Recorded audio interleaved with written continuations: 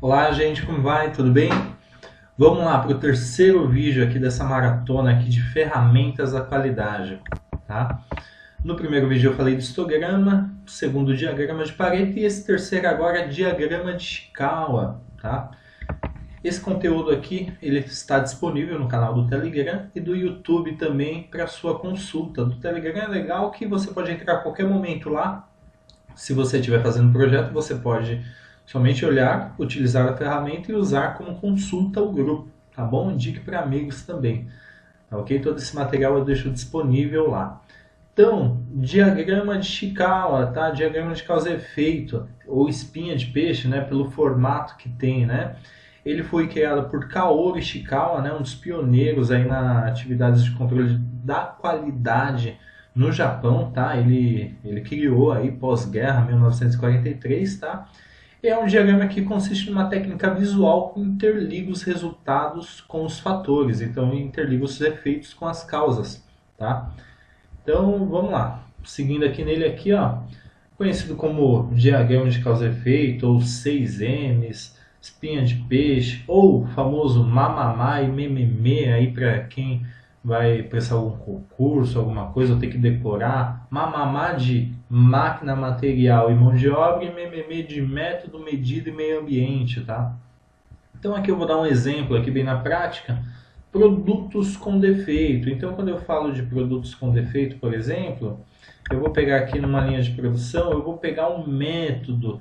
Quando eu falo em método, é toda a causa envolvendo o método que estava sendo executado no trabalho. Então, por exemplo, método, falta de procedimento documentado, não tem supervisor de produção, pode ser também um influenciador de produtos com defeito.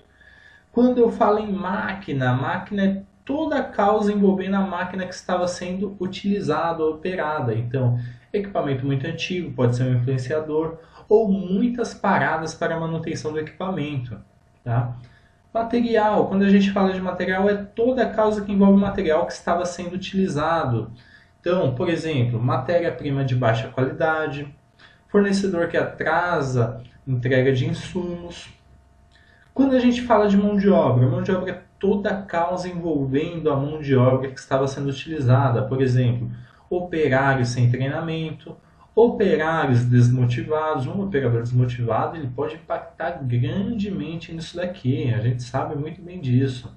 Quem gera produção aí principalmente. Quando a gente fala de medida, gente, vamos lá, presta bastante atenção nesse detalhe.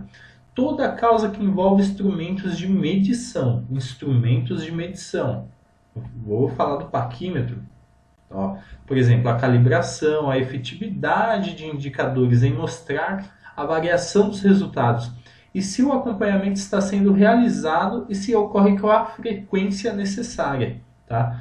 Então, quando a gente fala de medida, não há sistema de controle de produção. Pode ser um problema. Ou equipamento mal calibrado, né? E meio ambiente. Meio ambiente é toda a causa que envolve o meio ambiente em si. Por exemplo, poluição, calor, poeira, layout, espaço físico e o ambiente de trabalho também. A gente fala novamente de layout, falta de espaço, de dimensionamento inadequado dos equipamentos.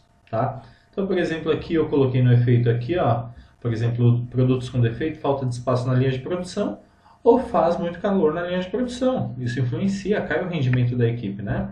Então, a gente citando outro exemplo aqui também, só que antes eu vou mostrar aqui, ó.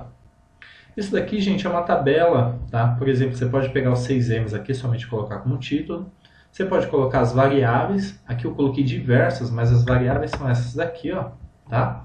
Você pode pegar as variáveis, colocar aqui, colocar o nome das pessoas que participaram, que é feito um brainstorm para montar isso daqui, e essas pessoas depois pontuarem cada variável encontrada, e com isso você fazer a soma e ver aquela que tem maior peso para entender em qual o time vai trabalhar na melhoria.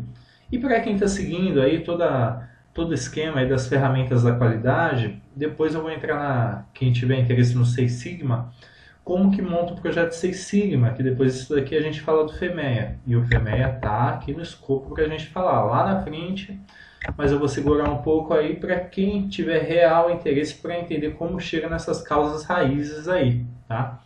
Eu dei mais um exemplo aqui até para ficar mais simples, mais popular, por exemplo, consumo de combustível no veículo.